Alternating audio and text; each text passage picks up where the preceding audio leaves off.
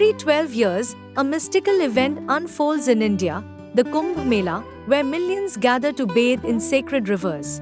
It's called the largest peaceful gathering on earth. But behind the devotion lies a deeper truth. A connection between Shiva, the Adiyogi, and cosmic science lost to most of the modern world. This is the untold story of Shiva and the Kumbh Mela, and what you didn't know.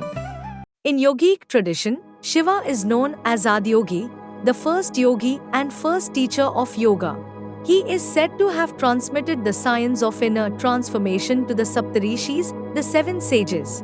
Shiva's teachings were based on an understanding of the cosmic order, not just spiritual, but astronomical and physiological. Ancient Indian texts describe time as cyclical, linked to planetary movements. Kumbh Mela's schedule follows these celestial rhythms, in perfect sync with this yogic cosmology. The word Kumbh means pitcher or pot. The story goes back to the Samudra Manthan, when gods and demons churned the cosmic ocean to obtain Amrit, the nectar of immortality. 4 drops of Amrit are said to have fallen at Prayagraj, Haridwar, Ujjain, and Nashik. These became the 4 Kumbh sites. But here's the deeper yogic interpretation. The human head is also a kumbh, a pot. And within it lies the potential for Amrit, experienced through deep meditation and breath control.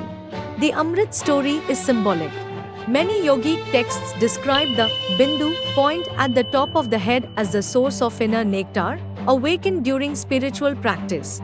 Among the first to bathe during Kumbh are the Naga sadhus, fierce, ash-covered ascetics who live outside normal society.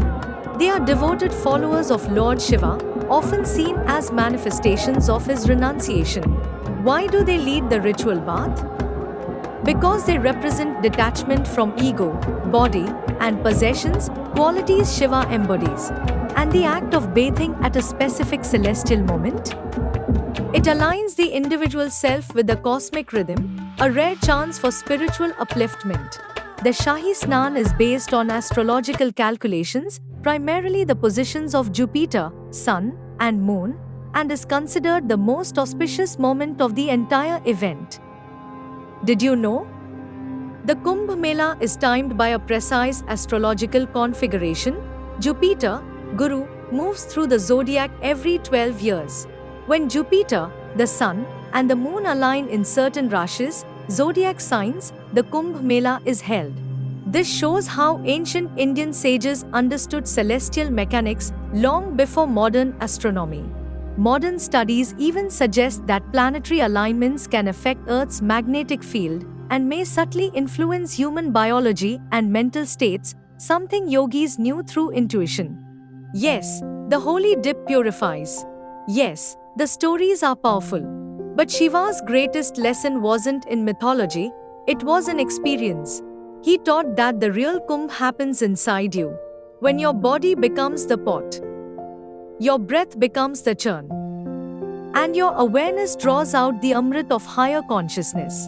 Kumbh Mela is a cosmic reminder, cleanse not just your body so the next time you hear about the Kumbh Mela, remember, it's not just a gathering. It's a cosmic mirror, a sacred science, and a path that begins not in the stars, but within you. Whether you're bathing in the Ganga or sitting in silence, you're part of the same story. The story of Shiva. The story of awakening. Thank you for watching. If you enjoyed this journey into ancient wisdom and hidden science, don't forget to like, share, and subscribe for more stories where English meets timeless India. See you in the next video.